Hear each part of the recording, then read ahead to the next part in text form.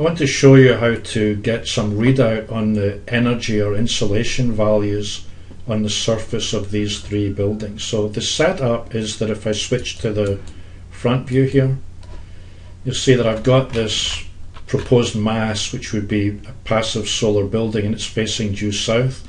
And then to either side of it, I've got the same mass family but turned at an angle of 30 degrees.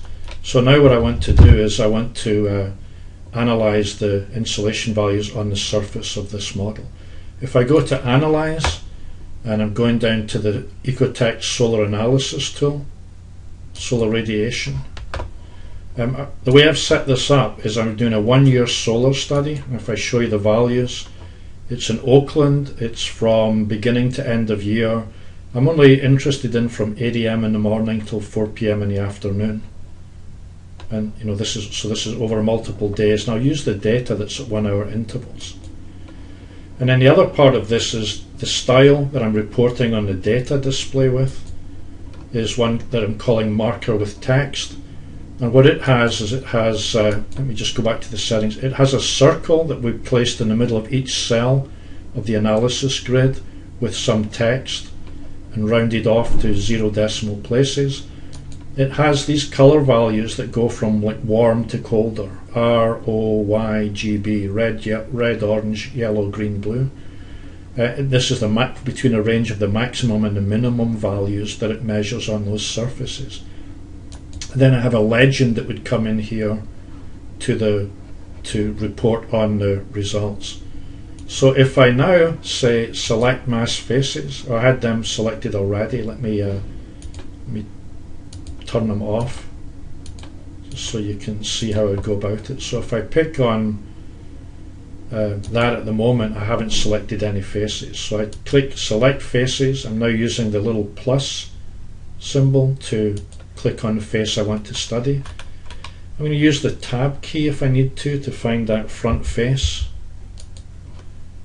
Here and here, there and there. So there's my 3 different options for laying out the building. And then I click on here to finish selecting the faces. And I get my data. I just roll back a little bit so you can see this. So in reporting the data, I can either look cumulatively for the results in British thermal units, or what's the average in British thermal units, or what is the peak value within the cells of the analysis grid. I'm going to go with cumulative. I've also got the option of saying, show me it as watt hours per square meter, or kilowatt hours per square meter. Just show that that's the changing the values. And I'll stick with British thermal units. I just want to show you that you can change the readout. And I'm going to zoom in a little bit on the surface just so you can see what I'm seeing.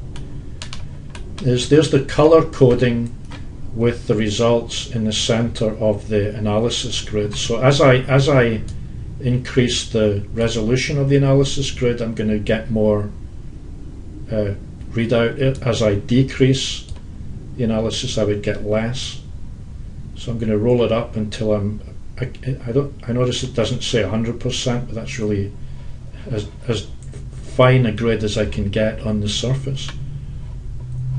And having done that, I'm now kind of ready to look at what the consequences are of turning the building 30 degrees from due south in terms of the energy results in here.